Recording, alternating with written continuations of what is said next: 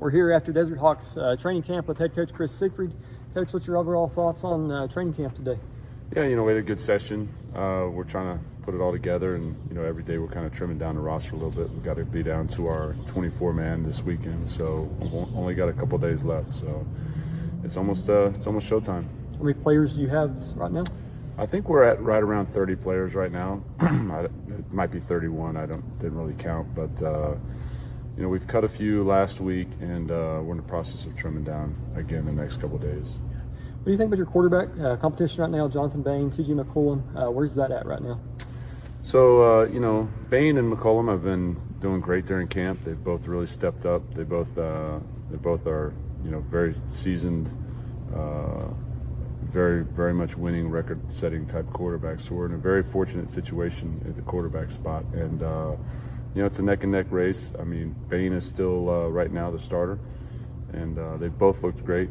It's the first time really getting to know and work with Charles McCollum. I've known Bain for a few years now through the NAL, so I've actually enjoyed working with Chuck here, and he's shown a lot of things as to why he's done so well everywhere he's been. So it's been a very good, spirited competition, and it's not been a nasty competition by any stretch of the imagination.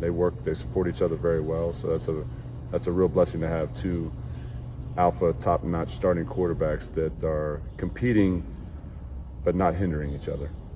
We talked before the season, you've been the NAL commissioner the last 7 years, and now you're back to coaching. How does it feel to actually have a whistle and be back on the sidelines?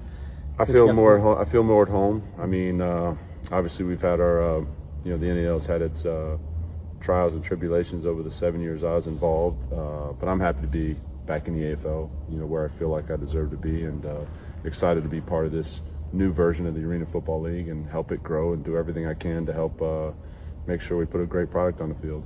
You play the Georgia Force here in about a week on NFL Network.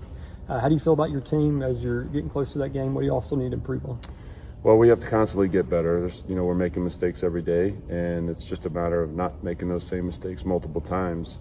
As far as Georgia coming in, I really don't know what to expect because I don't know anything about their players, and I do know their head coach. He's a friend of mine, and he's a Arena Football League Hall of Famer as a player.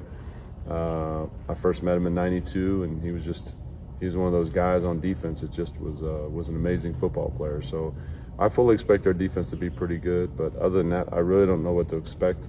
So we're just focusing on ourselves and trying to put the best West Texas product on the field as possible. And I feel like if as long as we take care of ourselves, then everything will work out.